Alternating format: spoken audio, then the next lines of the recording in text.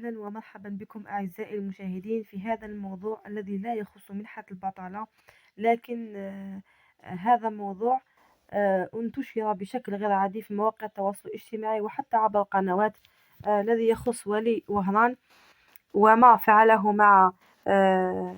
مع المواطن الذي كان يبيع البيض في مكان عام وبطريقة غير شرعية.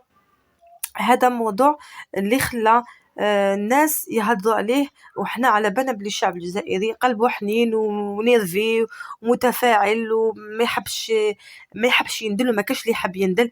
لكن بغيت نقول لكم برك اسمعوا مليح واش قال والي وهران في الخرجه هذه الاخيره، ونتمنوا كاع من الولات في كل ولايه يقوموا بالفعل الذي فعله الوالي وهران، يعني يخرجوا للميدان ويشوفوا واش خاصهم الشعب، ويشوفوا طرق غير شرعيه اللي راهي ماشيه يعني منتشره بشكل غير عادي بسبب الاهمال او بسبب نقولوا حنا تغاضي. كاين بزاف الناس وكاين بزاف مساكن اللي يتغاضى يقول لك هذا مسكين ما عندوش وما نحوش القوت تاعو، لكن بعد تعليمات رئيس تبون لا وجود للهمجيه ولا وجود للطرق الغير شرعيه، راح باذن الله يصفيوا كلش، وباذن الله تسقم الجزائر وتولي جزائر جديده.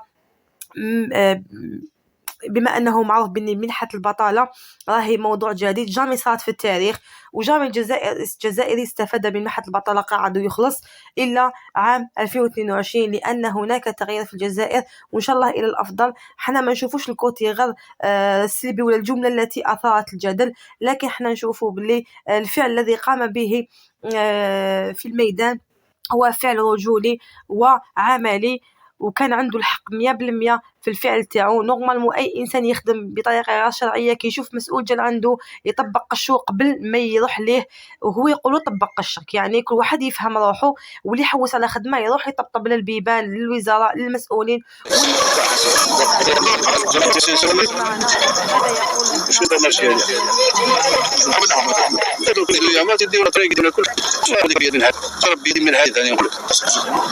سني كاع لي ريكيزيسيون اللي حبيتها من المدلك اي حاجه تحتاجها اضرب بيد من هذه ولا حاجه تقاد في الطريق التروطوار الى روت لا بارتي لا بوبيلاسيون لا بارتي با للناس هذو راه مصادمين بلاك واض بلاهم يحزنون.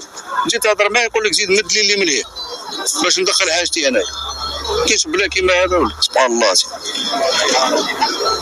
ما تردوا له الله يخليك حضرتك ما تردوا له وماك رئيس البلديه واي حاجه تحتاجوها تحتاج ريكيزيسيون عطوها لك اي حاجه تحتاجها ما تردوا. اللي حب يخدم في اطار القانون هزوه فوق رواسينا، اللي حب يدير يفرض المنطق نتاعو ما كانش.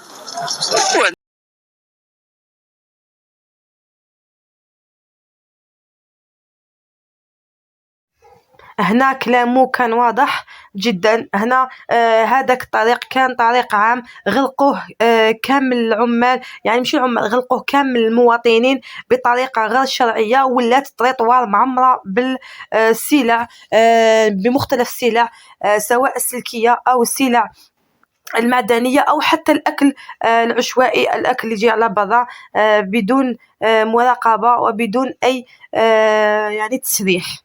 هنا هو كان يتبع في القانون وكان يطبق فيها. ديروا بالكم بلي لامبيلونس كي تخرج من السبيطار باش تعقب هذيك الطريق تقعد ساعه، باش تكونوا فاهمين الواحد يمتدخل لامبيلونس غلقوا كاع الطريق. حنا ما نهضرش على هذا الشخص المسكين ولا ربي يزيدو ربي يعينو ربي يكون معاه، لكن الفعل اللي داروا الوالي ان شاء الله يديروه كاع الناس، ان شاء الله كاع الولاد يخرجوا للميدان ويصلحوا ما يجب تصليحه ويوقفوا مع الشعب. حنا هنا رانا حابين الجزائر الجديده وتولي للاحسن، يعني الطريطوار تقعد طريطوار، يديروا خدمه يديروا مصانع ما يخلوش هذيك الطريق. الناس راهم دوك الاطفال يخرجوا من الكل يخرجوا الطريطوار يعقبوا عليها الحدايد، يا اخي شتوهم يمشوا فوق الحدايد بطريقه غير شرعيه، حاجه ماشي قانونيه. ما نكونوش جهال وما نوقفوش ضد الباطل.